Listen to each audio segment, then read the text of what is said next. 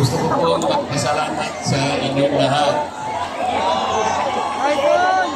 Kahapon ay tinitingnan ko na kayo. Lalong-lalo na po yung nanggaling pa sa malalayong lugar. Meron pa po ako nakitang nasa panig ng katandaan, mga lolo at mga lola. Kahit na po ang lakas ng buhos ng ulan, walang tumitinag, walang umuwi. Lalo na kung nagpapahayag po kayo ng ating pagkakaisa, ang ating hinahanap na katarungan, hinahanap nating katotohanan, transparency, at accountability. Salamat po sa lahat ng mga kapatid sa Iglesia ni Cristo.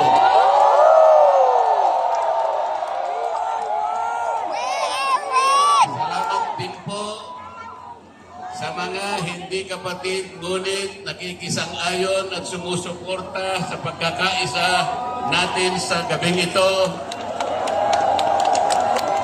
Ang iba po ay mga kakilala ko, yung iba po ay hindi ko man kakilala, ngunit nagpahayag po sila ng pagsuporta at pagmamahal sa ating bansa at sa ginagawa natin ngayon.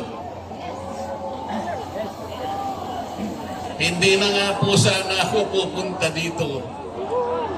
Kasi baka akalain po nung iba, ako pa po yung nag-i-instigate. Hindi po. Ang palagi ko pong ginagawa, kagaya ng palagi kong sinasabi, ay kailangan maipakita natin kung ano ang tunay at tapat na paglilingkod ng isang public servant sa pamahalaan. Gusto ko pong gamitin ang aking sarili na isang mabuting halimbawa kung paano ang isang public official ay tumupad ng kanyang tungkulin dahil sa pinagtiwalaan ng mga tao para sila ay paglingkuran.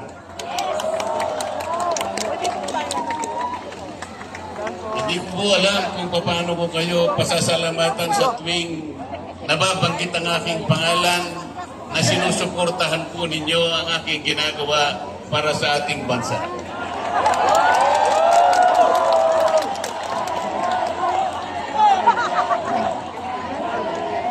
Pangalawang araw na po ito, ngunit hindi ko nakikita sa mukha ninyo ang kapaguran. Hindi ko po alam kung paano ko magpapasalamat sa inyo. Kung magagawa ko lang, napuntahan ko kayong isa-isa para yakapin ko kayo.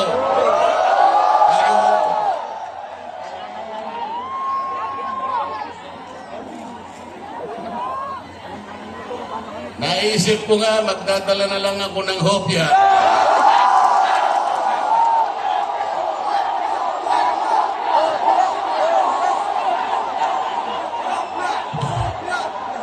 Pero nung makita ko po na napakarami ninyo, kahit 30 pabrika ng hopya, hindi magkakasa sa inyo.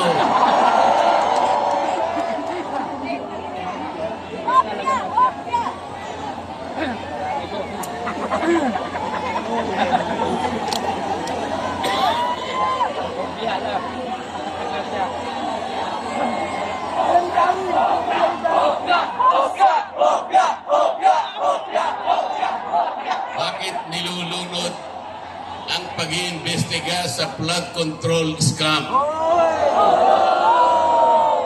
Bakit si Marcoleta ang ikukulong, kayo ang mandarambong?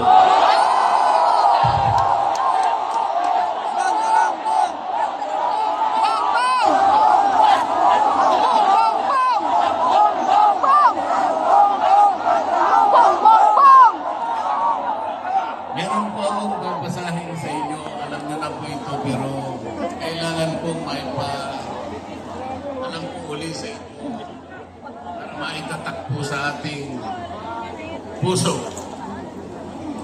Ang babasahin ko po sa inyo ay yung pambungan o yung preambulo ng ating saligang batas.